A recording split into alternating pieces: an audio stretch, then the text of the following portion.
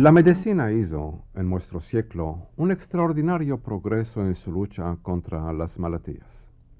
Casi no hay día en el cual no nos llegan informaciones sobre nuevas medicinas o nuevos métodos para tratar algunas malaltías con más rigurosidad que antes. Malgrado esto, hay también casos, menos frecuentes ahora que del tiempo de nuestros padres. Hay también casos entonces en los cuales, después que los esfuerzos de los mejores doctores quedaron sin resultado, el jazino es medicinado por una medicina que le fue dada por una nona o tía o vecina, o también por un precante que le fue hecho para combatir contra el ainara, el hoyo malo del cual se piensa que sufría. Hasta pocos años atrás los médicos combatían lo más enérgicamente que podían contra la medicina popular y también los precantes que consideraban como fruto de la ignorancia y de las supersticiones de la gente.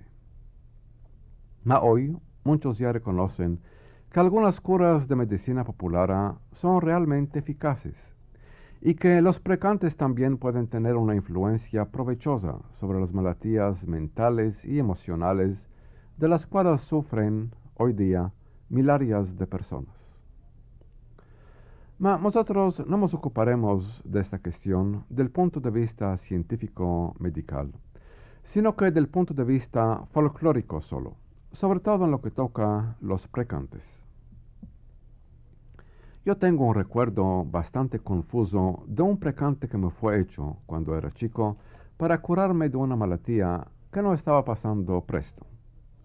Me acuerdo sobre todo que la vieja que me hacía este precante no pronunciaba sus palabras claramente, sino que los decía a media voz, presto presto, y de manera que solo de vez en cuando rehusía contentar mi curiosidad y entender unas cuantas palabras, algunas de las cuales quedaron grabadas en mi memoria hasta hoy, como por ejemplo las palabras que dicen todos los males a las profundinas de la mar.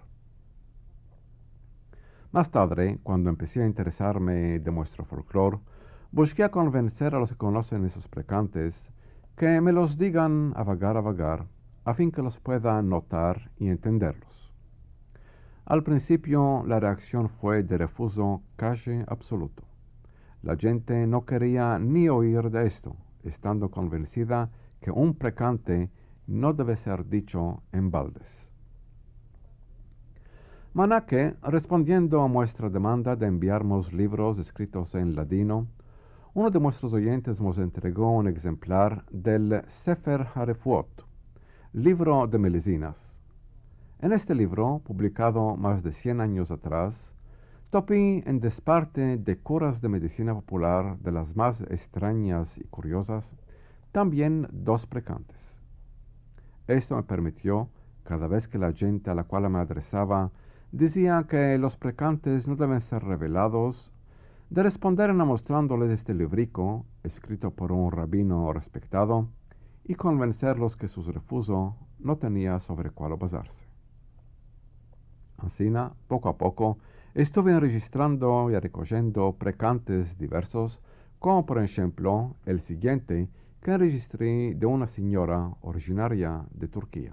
Con el nombre del Dios, Abraham, Isaac, Jacob, Lian, Naví, Ande va dicho del Dios.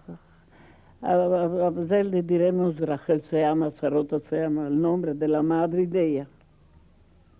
A quitar del habla mala, la inara, mal espanto, mal ocurrimiento, corazón, cortamiento de fuerzas, toda la profundina de la mar. Que así se cuerpo no tenga de ningún mal, ven por eso, ven por el aire. Como la mar no se viene a misurar, ni las estrellas a contar, ni las montañas a abrazar. Así se puede porque no tenga ningún mal. Ven por ahí, ven por el aire. Más tarde, topí otros cuantos libros con más precantes, cada uno de ellos con frases un poco diferentes para malaltías o acontecimientos diferentes.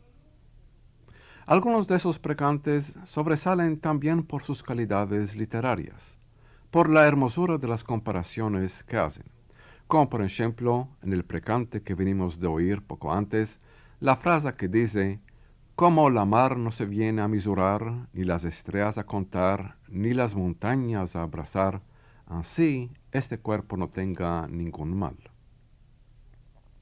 Según decimos, poco a poco ya recogimos una chica colección de precantes, mas ya sabemos muy bien que ainda no tenemos que una chica parte solo de las decenas de precantes conocidos por nuestros padres y también por nuestras madres.